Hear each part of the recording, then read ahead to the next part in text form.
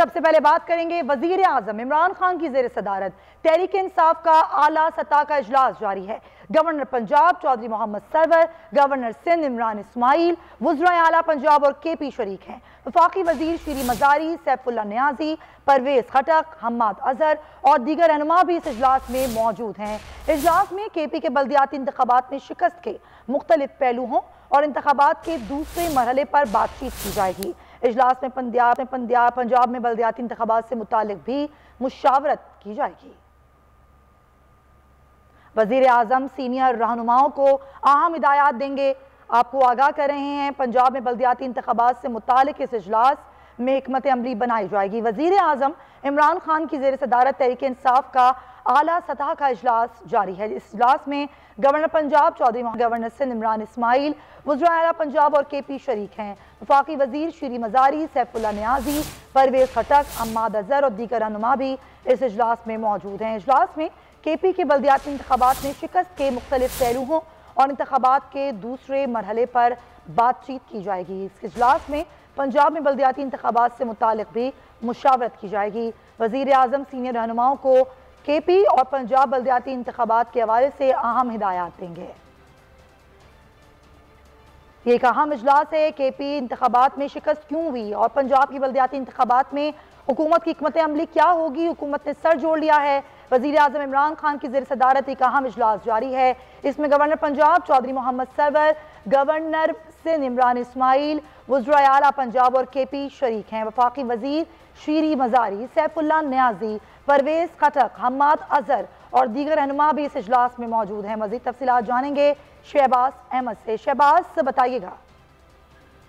जी देखिए, वज़ीर आज़म इमरान खान की सरबराही में तहरीक इंसाफ की क़यादत का आला सतही इजलास इस वक्त वज़ीर आज़म हाउस में जारी है, जिसमें वज़ीर आला खैबर पख्तूनख्वा पंजाब, उसके अलावा 3 गवर्नर और सीनियर वफाकी वज़रा शरीक हैं।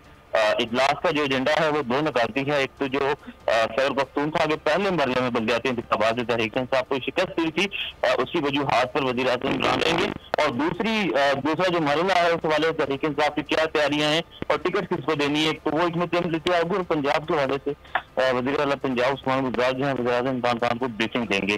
और साथ साथ हुकूमत ने भी फैसला किया है कि वज़ीर आज़म इमरान खान आइंदा बल्दियाती इंतखाबात के लिए टिकट खुद देंगे। नजरियाती कारकुनान को जो है वो प्रेफरेंस दी जाएगी। तो इस वक्त इजलास जो है ये जारी है, इसमें जो है वो मुशावरत का अमल जारी है। और जो पहले मरहले बल्दियाती इंतखाबात की रिपोर्ट थी वो भी जो है वो पेश कर दी गई है और वज़ीर आज़म इमरान खान को बता दिया गया कि शिकस्त की क्या वजूहात थी। तो ये अहम इजलास जारी है, जिसमें अहम फैसले 4 बजे फवाद चौधरी प्रेस कॉन्फ्रेंस भी करेंगे। बहुत शुक्रिया आपका शहबाज अहमद। खैबर पख्तूनख्वा के बल्दियाती इंतखाबात में शिकस्त का जिम्मेदार कौन? वजीर आजम ने मामले की तह तक जाने का फैसला कर लिया। इंतखाबात में खराब कारकर्दगी पर अरकान से गुफ्तगू होगी। वजीर आजम इमरान खान की जेर सदारत 21 रुकनी सुप्रीम कमेटी का पहला इजलास जारी है। पंजाब और खैबर पख्तूनख्वा में बल्दियाती इंतखाबात के हवाले से गौर किया जा रहा है। हुकूमत नई सफबंदी पर मजबूर। जराये के मुताबिक वजीर आजम इमरान खान ने पंजाब और खैबर पख्तूनख्वा में बल्दियाती इंतखाबात के हवाले से 21 रुकनी सुप्रीम कमेटी कायम कर दी। कमेटी का पहला इजलास आज वजीर आजम इमरान खान की सदारत में हो रहा है। इजलास में वजीर आला पंजाब उस्मान बुज़दार, गवर्नर चौधरी सरवर, वजीर बल्दियात महमूद रशीद, सेनेटर सैफुल्ला नियाजी, आमिर कियानी, फवाद चौधरी, हम्माद अजहर, शफकत महमूद, वजीर आला KP महमूद खान, असद कैसर, परवेज खटक और मुराद सईद भी शरीक होंगे। इजलास में KP बल्दियाती इंतखाब के अगले मरहले के हवाले से सियासी लाहे अमल तय किया जाएगा, जबकि पंजाब में बल्दियाती इंतखाबी मौके के हवाले से भी अहम फैसले मुतवक्के हैं। वफाकी वजीर फवाद चौधरी कहते हैं मशावरती इजलास में अहम तंजीमी और पॉलिसी उमूर ज़ेरे बहस आएंगे। गैस की तलब बढ़ती जा रही है, लेकिन सप्लाई उतनी ही है जितनी ज़मीन से निकल रही है। वज़ीर तवानाई हम्माद अजहर गैस बहरान पर तनकीद के बाद अपने दिफा में सामने आ गए। मीडिया से गुफ्तगू में कहा कि गैस की कमी पर हर तरह से बातचीत हो रही है।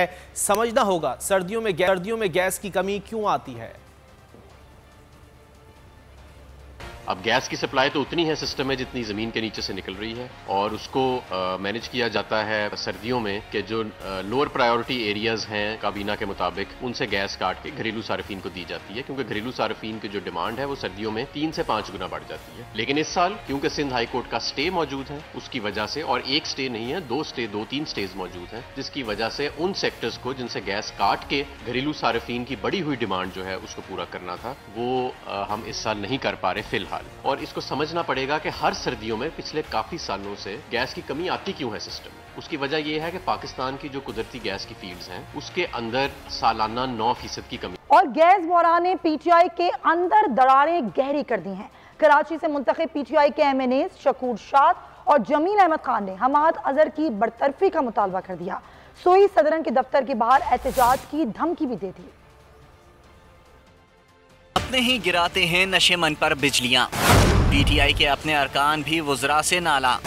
गैस बहरान पर हमाद अजहर की बरतरफी का मुतालबा कर दिया। कराची में गैस बहरान पर लियारी से मुंतखब पीटीआई के रुकन कौमी असम्बली शकूर शाद फट पड़े। हमाद अजहर को बहरान का जिम्मेदार करार देते हुए हमाद अजहर और एमडी सुई सर्दन गैस की बरतरफी का मुतालबा कर दिया। मलीर से मुंतखब तहरीक इंसाफ के एमएनए जमील अहमद खान भी मैदान में आ गए। गैस बहरान पर वफाकी वजीर तवानाई और एमडी एसएसजीसी को खतूत भेज दिए। गैस फराहम न करने पर असम्बली और सुई सदरन के दफातर के बाहर एहतजाज की धमकी भी दे डाली। लियारी से पीटीआई के एमएनए शकूर शाद ने कहा है कि फवाद चौधरी और दीगर वुज़रा से आज गैस बहरान पर बात की है। हमाद अजहर से बार बार रब्ता करने की कोशिश की, मगर उन्होंने जवाब देना मुनासिब नहीं समझा। उनका कहना था कि वो गैस बहरान पर अपनी आवाज़ बुलंद करते रहेंगे, उन्हें अपनी नशिस्त की भी परवाह नहीं।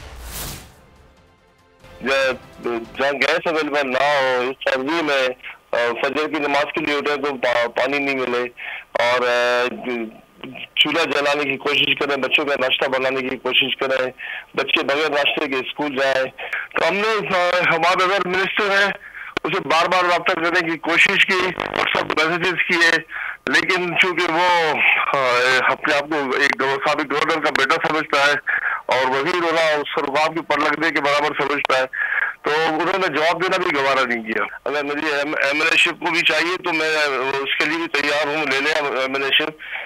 मैं लेकिन लियारी के अवाम के मुफाद के लिए मैं बात करता रहा हूँ, बात करता रहूंगा आखिरी दम तक। सब्सक्राइब करें और बेल दबाएं ताकि कोई खबर रह न जाए।